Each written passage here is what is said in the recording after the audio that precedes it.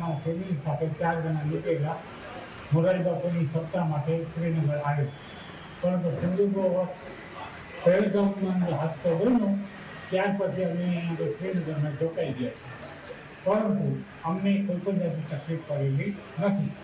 અહીંયા પર અજય મોદી જે અમદાવાદના મોદી ટૂર્સ એન્ડ ટ્રાવેલ્સ દ્વારા ભાગ છે, એમને ગુજરાતી માટે કોઈ પણ જાતની જરૂરિયાત હોય તો એમને પૂરી પાડેલ છે. 3 દિવસ રસોડો ચાલુ કરેલ છે, ભંડારો રાખેલ છે, સવાર સાંજ બંને ટાઈમ છે, પોતાની હોટલમાં જ છે, જેને લાભ લેવો એ લઈ શકે છે.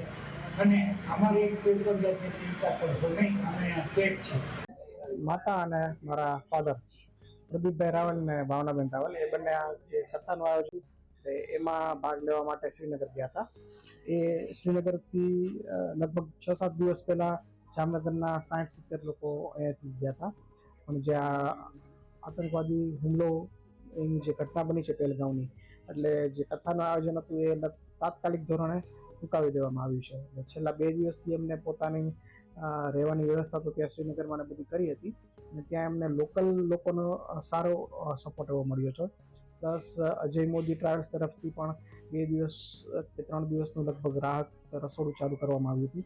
એમને ખાવા પીવાની બધી વ્યવસ્થા ત્યાં એમને મળી રહી હતી સારી એવી. પણ થોડું ઉંમર વધારે છે અને જે આ ઘટના બની છે એને લીધે લોકો થોડા ગભરાયેલા છે. એમની રિટર્ન ટિકિટ લગભગ 30 તારીખની હતી, પણ તાત્કાલિક ધોરણે એ લોકો આજે સવારે શ્રીનગરથી જમ્મુ આવવા માટે બસ મારફતે રવાના. લગભગ જામનગરના 12 લોકો જે છે એ 2 બસ મારફતે શ્રીનગરથી જમ્મુ આવવા માટે રવાના થયા છે. સ્થિતિ એવી છે કે એ લોકો થોડા ગભરાયેલા છે, કે આ બધું જોયું હોય અને ઉંમર છે એટલે સ્વાભાવિક ગભરાઈ જાય એવી લાગણી અનુભવે છે લોકો. લગભગ સાંજ સુધીમાં જમ્મુ પહોંચશે એવી આશા છે, અને અત્યારે જમ્મુથી અહીંયા જામનગર આવવા માટે અત્યારે બીજી કોઈ વ્યવસ્થા છે નહીં. અમારા પ્રયત્ન ચાલુ છે કે જલ્દીથી જલ્દી એ લોકો જામનગર એકદમ સુરક્ષિત પહોંચે એવી ઈશ્વરને પ્રાર્થના